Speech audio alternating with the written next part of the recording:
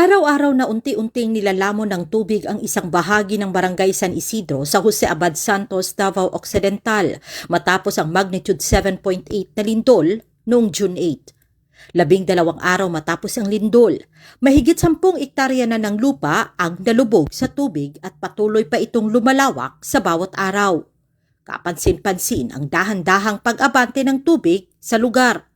Isa sa pinakaapektado ang dating kapitan ng barangay na si Rogelio Barlizo dahil mismong sa kanyang lupain sa sitio sa Lambayong umabot ang tubig. Nanganganib na rin ang humigit kumulang 50 kabahayan sa sitio Nagala dahil patungo na rin doon ang tubig. May problema, nagpaidulong na pong tubig dito. Aghang kayong balay diha sir sa ubos niya karon naay mga army nga nagipalayas na sila diha. Ipabakwit sila. Ayon kay Barlizo, labis ang kanilang pag-aalala dahil bukod sa pagkalubog ng kanilang lugar sa tubig, nawalan na rin sila ng kabuhayan mula sa pagkukopra ng niyog. Ang among gikabalakan dito sir kay siyempre ang among pangabuhi kaluprasan lang nya namin mga estudyante. Kung saan may bayad na mo sa eskwelahan, dili ni buhanging tubigan Diha ra mga among pangabuhi sa mga kalubinhan. Nabatid na ang pagtaas ng tubig sa lugar dulot ng pagguho ng bundok na tumabod sa isang sapa. Dahil dito, naipon ang tubig at bumalik ito patungo sa mga kabahayan. Ang kataso na ng building mga 14 feet na siya. Pero tanawang nabilin, pila na lang na. So, ang kalawom sa tubig. Adlaw-adlaw nagataas ang tubig.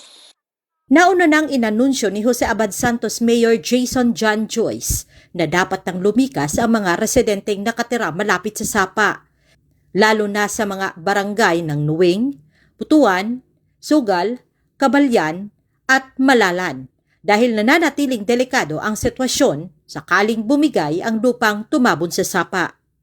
Ayon naman sa mga residente, nakapunta na sa lugar ang mga tauhan ng Department of Public Works and Highways upang magsagawa ng inspeksyon. Sa pakikipag-ugnayan ng Brigada Davao sa kanilang tagapagsalita na si Dean Ortiz, hinggil sa kanilang plano para sa sitwasyon, sinabi nitong unti-unti nilang tinutugunan ang problema. Samantala, nadatna ng brigada ang ilang residente na nagsasalba ng mga gamit na maaari pa nilang mapakinabangan. Ang dating lupaing kanilang nilalakaran, hindi na madaanan ngayon, maliban kung sasakay ng bangka o lalangoy.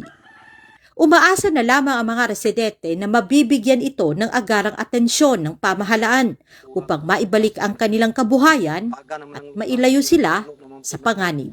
Anak gyud ang among pangandoy kay di gyud ni kaya sa munisipyo bisag sa province ni maglisod ang province. Unta makita sa nasyonal ang problema diri. Kay naglisod yung tao diri.